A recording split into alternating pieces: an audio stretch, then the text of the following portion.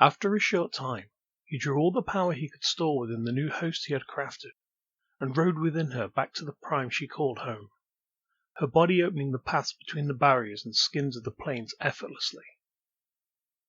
He took great care to note how the threads parted, and made a traverse several times, so he could be sure, and it was as he had thought. The astral itself was preventing him from entering this prime, more so than others he had seen. Clearly, chrylsis wanted this place to be kept safe from him, and he had taken measures to repel his threats very effectively.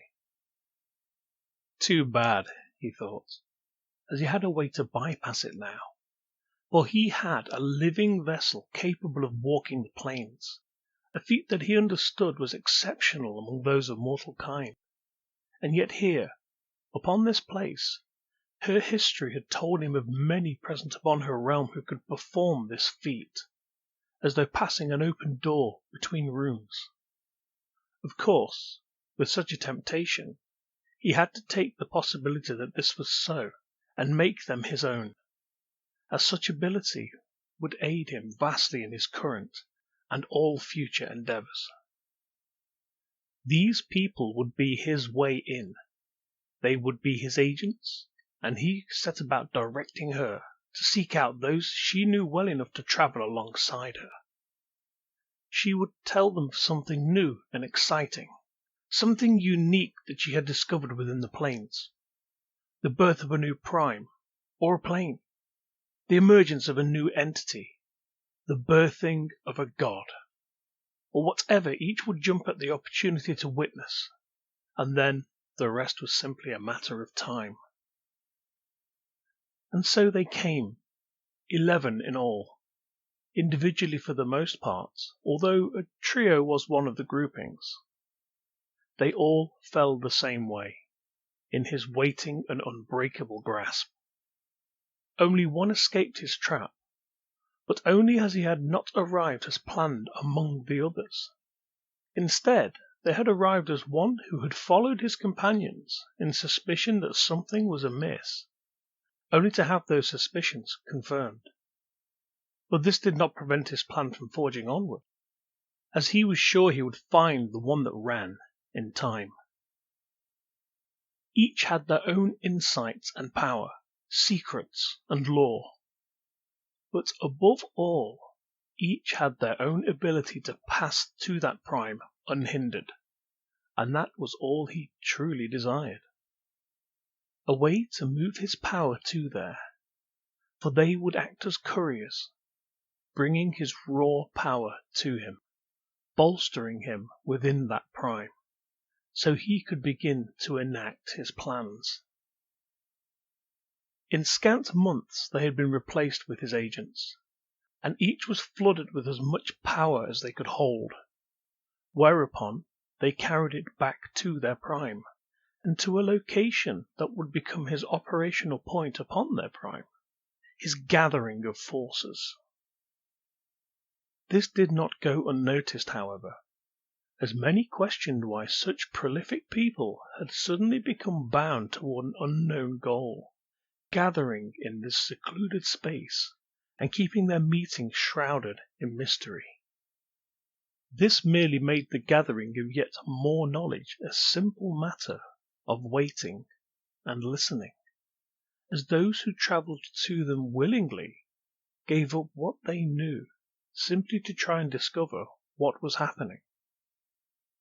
Naturally, the priesthoods of the prime took an interest in their gathering, and it was here he saw an old facet of something he once knew all too well, something he had not directly interacted with in millennia. Yet he recalled how he had been able to create such a successful thing with little more than a nudge. A high priest stood within their number, questioning all that he could about the gathering, and although they did not know it, they were actually an extended part of him, for they were, unwittingly, giving their fealty to one of his own altars, his false altars that he had imbued with his own power, to corrupt the priesthoods of the realms, and take power from chrylsis. and with his false gods being linked to him, these priests gave him an increased strength upon this prime. This soul, although not his, was giving him power without truly realizing what it was he was worshipping, and this amused him greatly. And so he quizzed this priest to gather all that he could about them and their history. This one was known as Karnefos, and he followed what once had been known as the cult of Ashan. Over time it had evolved into the following of Ashan, and now sat, as it was to stay, as Shan. This was pleasing indeed, as across many primes there already was a deity known as Shan, and yet his own cult had somehow managed to insert itself upon this prime, as the alleged representative of such, unhindered. To all intents, his cult, his priesthood, was Shan here, and none knew the difference.